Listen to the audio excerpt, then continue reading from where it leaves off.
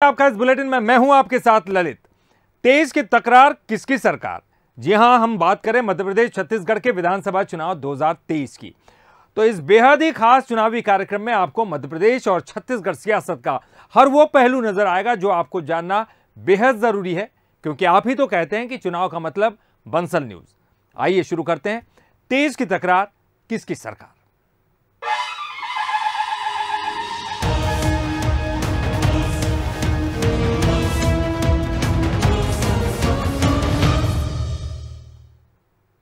मध्य प्रदेश में अमित शाह के दौरे कई मैसेज देकर गए हैं, लेकिन एक बात तो बिल्कुल साफ है और वो ये कि उनके व्यक्तित्व की तरह ही मध्य प्रदेश का चुनाव आक्रामक होने वाला है और इसी फॉर्म में मध्य प्रदेश बीजेपी भी नजर आने वाली है। यह खास रिपोर्ट देखिए।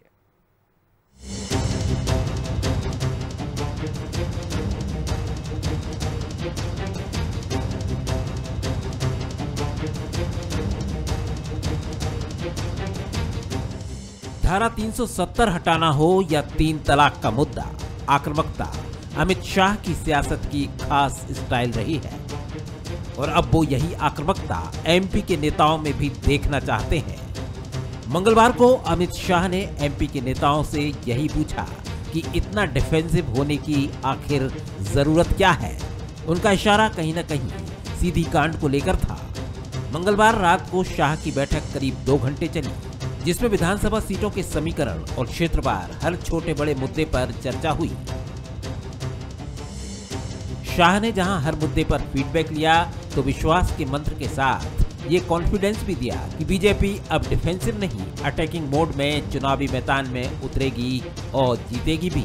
वहीं स्पेशल 13 के साथ बैठक में ये तय किया गया कि बीजेपी विजय संकल्प अभियान के जरिए जनता तक पहुंचेगी और शाह के दौरे के दूसरे दिन ही बीजेपी ने विजय संकल्प अभियान का ब्लूप्रिंट तैयार कर लिया। 2023 के चुनाव के कैंपेन रणनीतिक तैयारी जो माननीय अमित शाह जी ने हम सबको मंत्र दिया है, उसके आधार पर अब सब लोग चुनावी मूड में 100% मैदान में कार्यकर्ता तैयारियों में जुटे हैं। जल्दी ही जो यात्राओं के बारे में आपके सामने यात्राएं कब निकलेंगी, कहां से निकलेंगी और उनका स्वरूप क्या होगा, ये सारी पूरी तैयारी आपके सामने जल्दी ही आई। बीजेपी ने विजय संकल्प अभियान के जरिए हर वर्ग तक पहुंचने का प्लान बनाया है, तो साथ ही किस क्षेत्र में कौन सा मुद्दा उठाना है इसकी रणनीति भी तैयार है। अमित शाह के इस छोटे से दौरे के बाद साफ हो गया है कि चुनाव की कमान अब उन्हीं के हाथों में होगी और उनकी टीम के सेनापति यानी भूपेंद्र यादव और अश्विनी वैष्णव सीधे उन्हीं को रिपोर्ट सौंपेंगे। इस बैठक ने सियासी गलियारों में चल रही अटकलों को भी विराम लगाते हुए संकेत दिया कि केंद्रीय मंत्री तोमर और कैलाश विजयवर्गीय जैसे दिग्गज अहम भूमिका में नजर आएंगे, लेकिन बीजेपी की तैयारी को कांग्रेस उसकी बौखलाहट बता रही है। एक बड़ी बौखलाहट भारतीय जनता पार्टी में है। 2023 मिशन 150 जिसका नेतृत्व कमलनाथ जी मध्य प्रदेश में कर रहे हैं और हमने ये संकल्प लिया है कि मध्य प्रदेश में 2023 के चुनाव में 150 से अधिक विधायक को जिताकर एक मजबूत सरकार मध्य प्रदेश की जनता के सेवा के लिए हम लोग बनाएंगे। लेकिन आधुनिक राजनीति के चाणक्य अमित शाह के दौरे राजनेताओं की धड़कन बढ़ाने के लिए काफी है। शाह के मंत्र से बीजेपी अटैकिंग मोड में दिखेगी, यानी चुनाव तक सियासी सरगर्मी अब और तेज होती नजर आएगी। Bureau report, Bansal news. Amit Shah के दौरे के बाद Madhya Pradesh BJP action mode में है। ताबड़तोड़ बैठकें जारी है, नेता सक्रिय है, मंथन और मनन किया जा रहा है। आखिर मंगलवार की रात को 3 घंटे में हुआ क्या कि बीजेपी जोश में आ गई? तो चलिए समझते हैं उन 3 घंटों की सियासी कहानी को।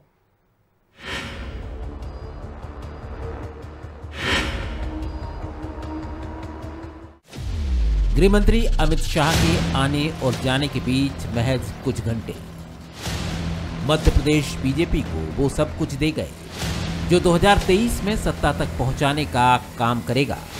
ये 3 घंटे मध्य प्रदेश बीजेपी को 2023 की चुनावी दिशा दे गए, लाइन तय कर गए, चेहरा बता गए, टीम का एहसास करा दिया और संदेश भी यही मिला कि हर हाल में जीत चाहिए।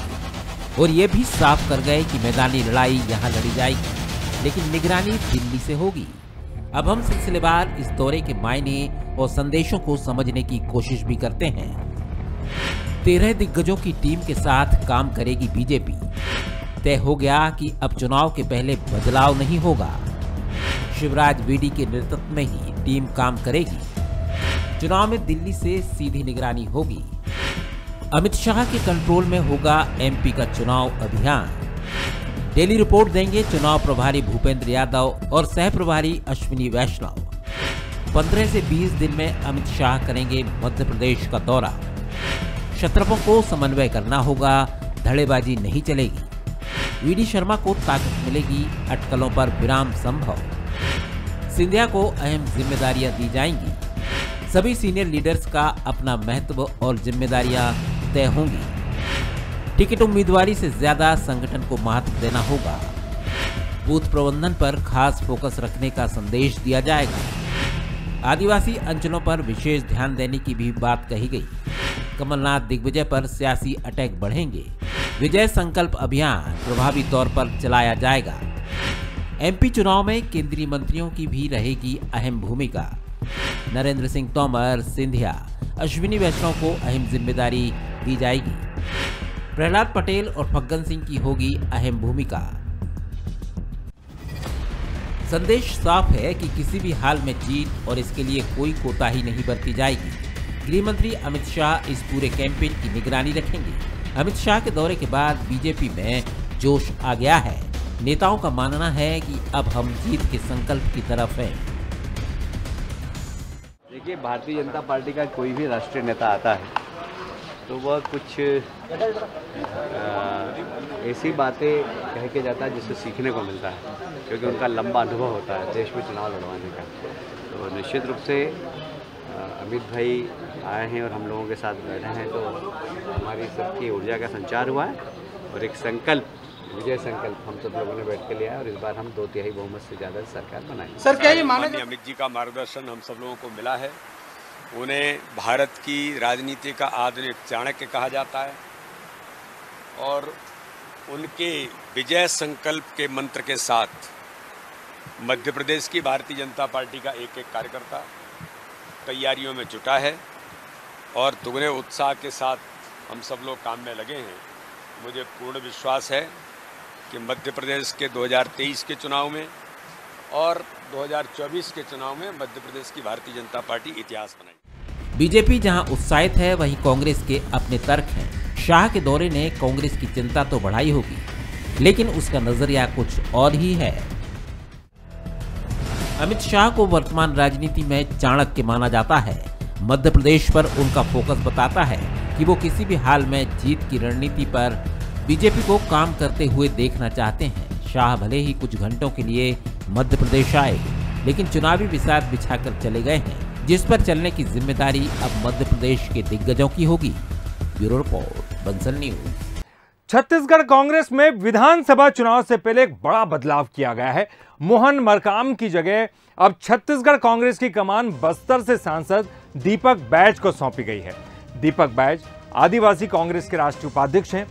सांसद बनने से पहले 2 बार चित्रकूट विधानसभा से विधायक भी रह चुके हैं। इस बदलाव को लेकर मंत्री मोहम्मद अकबर का कहना है कि हाईकमान का फैसला हम सबको मंजूर रहता है। हर बदलाव से कांग्रेस पार्टी को मजबूती मिलेगी। तो वहीं सीएम भूपेश ने ट्वीट करके दीपक बैज को बधाई दी है।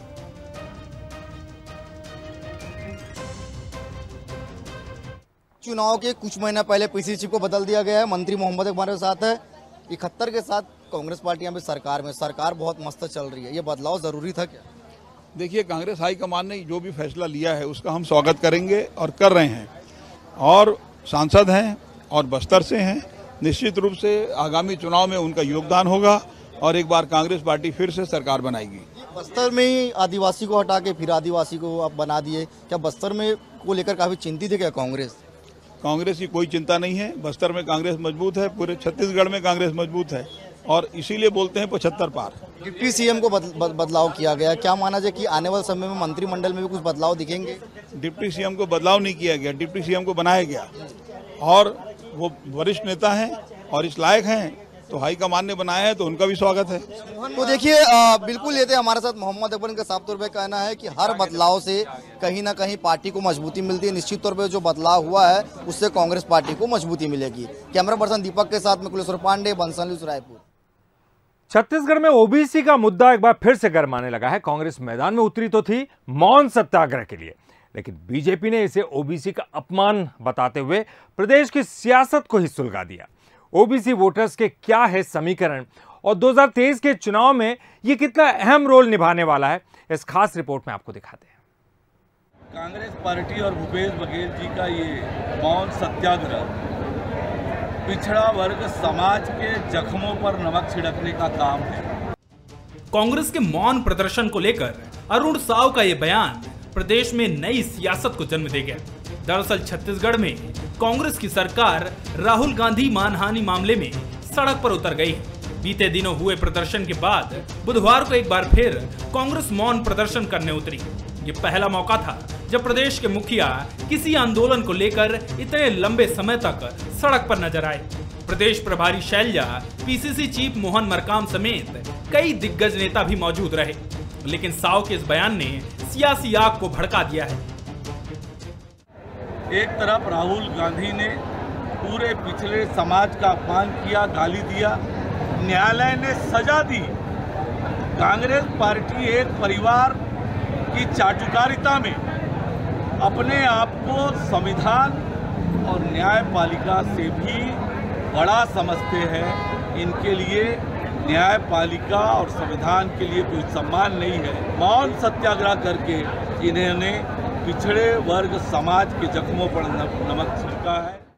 दरअसल प्रदेश में ओबीसी वर्ग का राजनीतिक दखल सबसे ज्यादा है।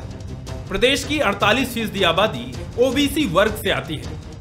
90 विधानसभा सीटों और 11 लोकसभा सीटों पर ओबीसी फैक्टर हावी रहता है, तो वहीं आदिवासी सीटों पर भी ओबीसी वोटर्स का असर दिखता है। यही नहीं, सीएम भूपेश बघेल, नेता प्रतिपक्ष नारायण चंदेल, बीजेपी के प्रदेश अध्यक्ष अरुण साव और इनकी ही तरह कई दिग्गज नेता ओबीसी वर्ग से ही आते हैं। ओबीसी वोटर्स के बूते ही कांग्रेस 15 साल बाद अपनी सरकार बनाने में कामयाब हो पाई थी। ऐसे में जब विपक्ष ने सवाल खड़े किए तो सीएम भूपेश ने सधे हुए अंदाज में पलटवार किया। एक उड़ान तो शुरू कर ले बिलासपुर में, उसके बाद सुनता कौन है? और पिछड़े वर्ग क्या बात है? तो मोदी सर ने से केवल पिछड़े वर्ग के लोग नहीं लिखते, विभिन्न जाति विभिन्न धर्म के लोग लिखते हैं। तो अरुण साव जी थोड़ा ज्ञान वर्धन कर ले। छत्तीसगढ़ में चुनाव को 4 महीने ही बाकी है। ओबीसी आरक्षण का मसला सालों से सियासी आंच बढ़ाने के काम आता रहा है, तो अब राहुल गांधी मानहानि केस से सियासी आग को नई हवा मिली है। इस आग को कांग्रेस बुझा पाने में कामयाब हो पाती है या फिर ये जंगल की आग की तरह बढ़ती ही जाएगी, ये देखने वाली बात होगी। Bureau report, Bansal news. केंद्रीय गृह मंत्री अमित शाह चुनावी राज्यों में लगातार बैठकें कर रहे हैं, जिसको लेकर छत्तीसगढ़ की प्रदेश कांग्रेस प्रभारी कुमारी शैलजा ने निशाना साधा। कुमारी शैलजा ने कहा कि अमित शाह का छत्तीसगढ़ पर विशेष फोकस है। 15 साल तक उनका कुशासन यहां रहा है। हमारी सरकार के विकास कार्यों से बीजेपी घबराई हुई है। ये तो हर जगह लेते हैं, हिमाचल में भी लिया, कर्नाटक में भी लिया, अभी मध्य प्रदेश में भी ले रहे हैं, छत्तीसगढ़ में भी और राज्यों में भी, लेकिन छत्तीसगढ़ पर विशेष फोकस है, इनका ध्यान है। 15 साल जो इनका कुशासन रहा, उसके बाद यहाँ की जनता ने कांग्रेस पार्टी की सरकार बनाई और पिछले 5 साल से जिस प्रकार हमारी सरकार का कार्य हो रहा है, ये लोग डर गए हैं, घबरा गए हैं। और 23 की तकरार किसकी सरकार में, फिलहाल इतना ही। बंसल न्यूज पर खबरों का सिलसिला लगातार जारी है।